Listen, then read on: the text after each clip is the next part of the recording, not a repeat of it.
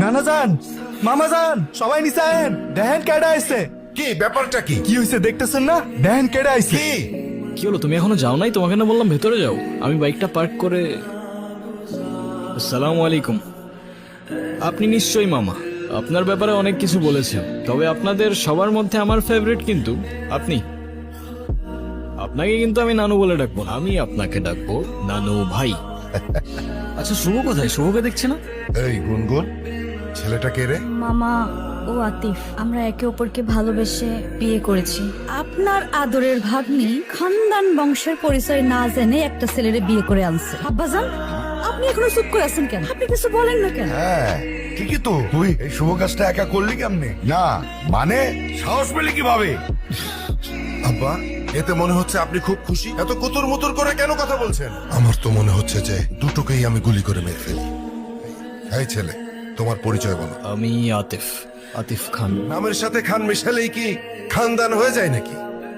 কি কাজ করো তুমি? করি তো অনেক কিছুই, এখন কোনটা রেখে কোনটা বলবো? অনেক কিছু করো। আচ্ছা ঠিক আছে, তুমি একটা বলো। এই তো আমি অনলাইনে। কি অনলাইনে কাজ করো তুমি? অনলাইনে তুমি কি করো? জুয়া খেলো নাকি মলম বিক্রি করো? আরে না না, আব্বা, আমি আমার ভাগ্নিকে ঢাকায় পাঠিয়েছি কেন? লেখাপড়া করাতে, তাই না? ও বড় বড় ডিগ্রি নিয়ে আসবে, সনদ নিয়ে আসবে। ও কি এনেছে? ও বাড়িতে একটা বনশিয়াল নিয়ে এসেছে। ছি, তুমি কিছু মনে করো না, আমার ছেলেটা ওর মায়ের মতো একটু বেশি রাগি, তাই মাঝে মধ্যে ওরে আমি হাফ পাগল বলি। দেখলেই বোঝা যায়। নানু ভাই, তোমরাই তো চেয়েছিলে আমি বিয়ে করিনি, তাহলে এখন কেন সরগর পাকাচ্ছ? হ্যাঁ, আমি তোমাদের পছন্দ মতো বিয়ে করিনি, তাই বলে আমার জামাইকে এইভাবে অপমান করবে? এটা কিন্তু একদম ঠিক হচ্ছে না নানু ভাই। বাদ দে তো, এইসব একটু একটু হয়। আয় নাচ জামাই রে, উপরে আয়। চলো।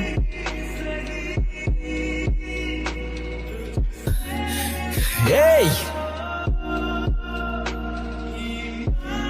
পাগল নাকি আপনি? মরতে যাচ্ছিলেন কি জন্য? নাও, একে তো এত বড় একটা বোকামি করতে যাচ্ছিলেন, তার উপরে ড্যাব ড্যাব করে তাকিয়ে আছেন। এক সেকেন্ড, একটু পানি খেয়ে নি। Thank you.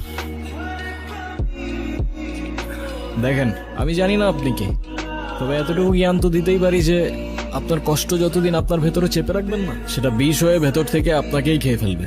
এখন বলুন, এই বোকামিটা কেন করতে যাচ্ছিলেন? ডোন্ট ওয়ারি, আমি কাউকে বলবো না, আর বলার মতো তেমন কেউ নেইও আমার, না পরিবার না বন্ধু। আমাকে বললে আপনার লাভ ছাড়া ক্ষতি নেই। আর এমনও তো হতে পারে যে আপনার প্রবলেম শুনে আমি আপনাকে কোনোভাবে সাহায্য করতে পারি। আমি প্রেগনেন্ট, ভালোবেসেছিলাম, বিশ্বাস করেছিলাম, কিন্তু ভাবিনি সে ভালোবাসা এইভাবে শাস্তি হয়ে ফিরে আসে। আমি তালুকদার পরিবারের মেয়ে। আমাদের পরিবারের সমাজের নিয়ম